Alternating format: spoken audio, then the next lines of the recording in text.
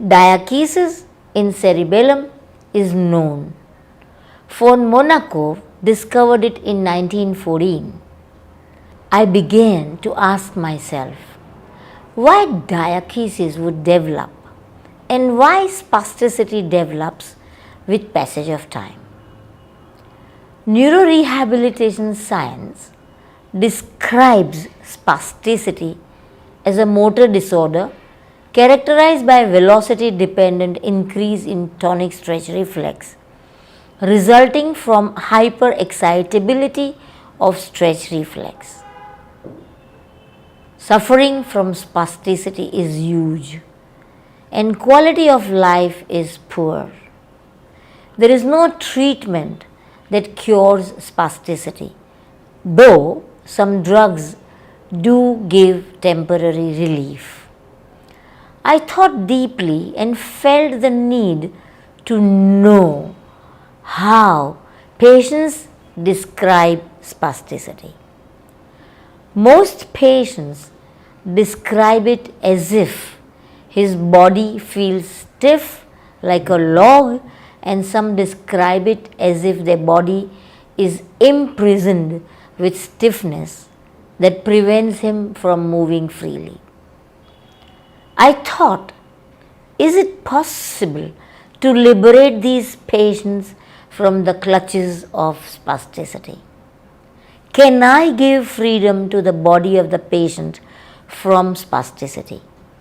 I began to think and rethink and think. I tried to move the spastic segments passively, and what I experienced was huge resistance from spastic muscle, not ready to give in, despite applying all my strength. I could not open the fingers of a patient with spastic hand. I could not passively extend the elbow and could not bend the spastic extended knee. Nor could I stretch tight calf muscle to get foot dorsiflexion. I also experienced that though all spastic muscles offered a huge resistance to move the segment in the opposite direction, spastic muscles were very weak in the strength. I became very curious at such a behavior of spastic muscle. I felt serious need to figure out what spasticity is in the true sense. I also wondered why some stroke patients develop it and so many do not. Why would it not appear immediately after lesion strikes if lesion is the cause? Why would it take few days to weeks to few months to develop after stroke? I became restless to find solution for spasticity.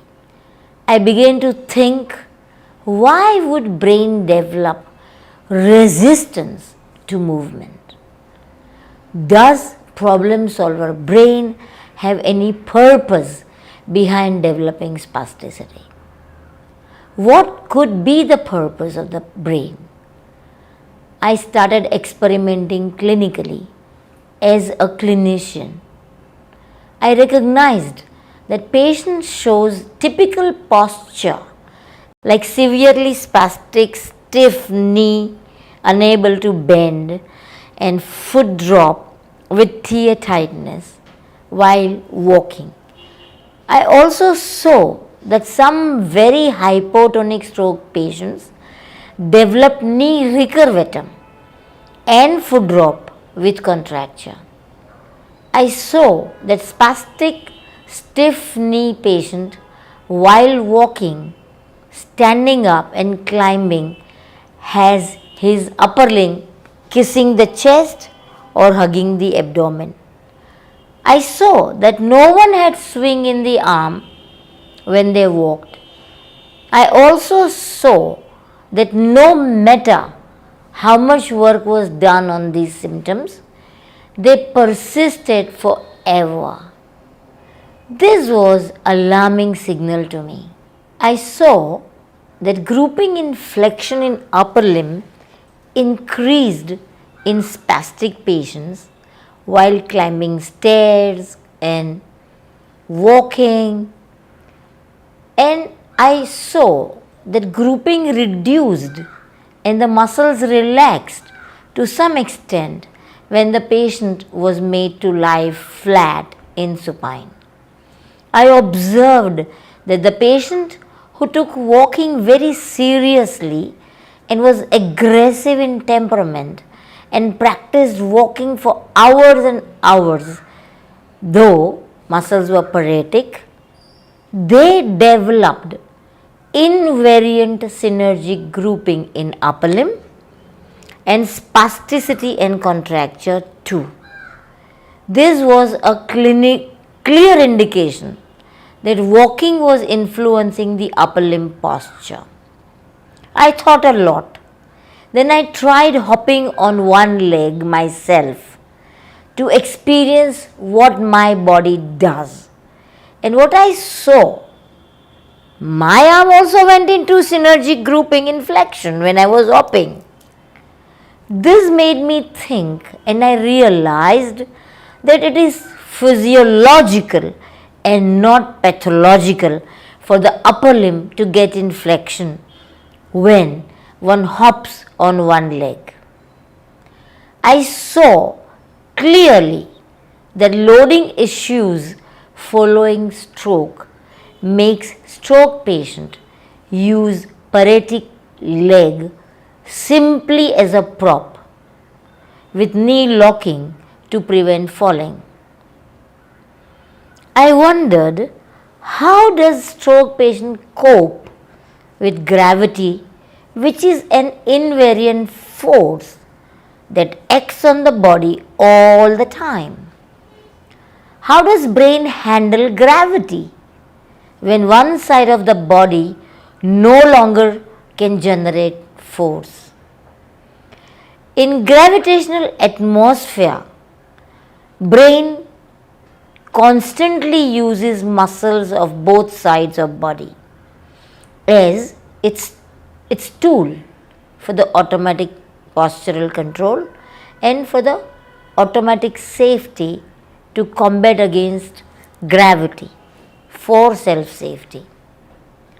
When half body muscles get paretic from stroke, imbalance of forces between the two sides of the body makes the brain to automatically depend on available muscle force from the good side.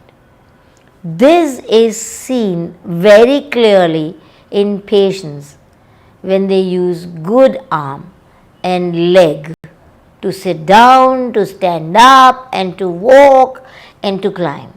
Patients control posture and control their body COM using good body.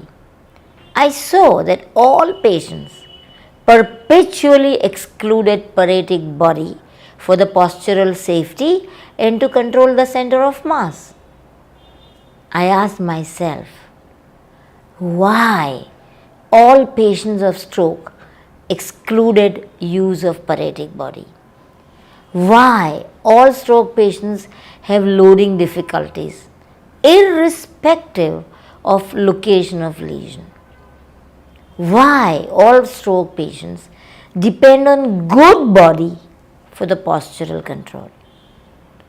Is it possible that the self-organizing brain transfers the rights of safety of center of mass to the good side of body automatically in self-safety? Why all patients have difficulty in loading and weight bearing, and why these issues are the way they are irrespective of location of lesion? What does increased degrees of freedom on the paretic side of the body do to the brain? Does imbalance of forces between two sides of body, paretic and non-paretic, which is united at the central axis, make brain to wait for doctors to solve the problem? Or does it act itself to solve imbalance? Why does brain develop contracture in thoracolumbar fascia? Is it to functionally bind the two sides of the body which are anatomically united at the central axis? I wondered what happens to the brain and body when the patient is made to practice standing and walking for early discharge from the hospital. Does brain and body react adversely to walking practice when the paretic weak side of the body is still unable to support, balance and propel rest of the body segments? What happens to the body center of mass from consistent use of the good hand most times of the day for the activities of daily living and for postural control too? What happens to the center of mass movement when cane or crutch are held in good hand for postural safety? What happens when efferent sensory inflow from paretic body is monotonous due to lack of movement from paresis, or it is monotonous from invariant synergy grouping? I wondered if patients understood that the toppling force of gravity acts on our body 24 hours, which makes our brain to compensate if one side of the body is paretic. It compensates that patient uses the good body all the time. This gravity which acts on the body for 24 hours, it makes it mandatory for patients to work many hours on their body, and patients need to exploit gravity instead of fearing the gravity which is toppling their body or posing threat to the center of mass of the body. Patients need to exploit gravity. I wondered about external supportive devices that helps the patient from toppling and losing balance, but does that prepare the brain to control the center of mass from within, or does it make brain become defensive in self-safety?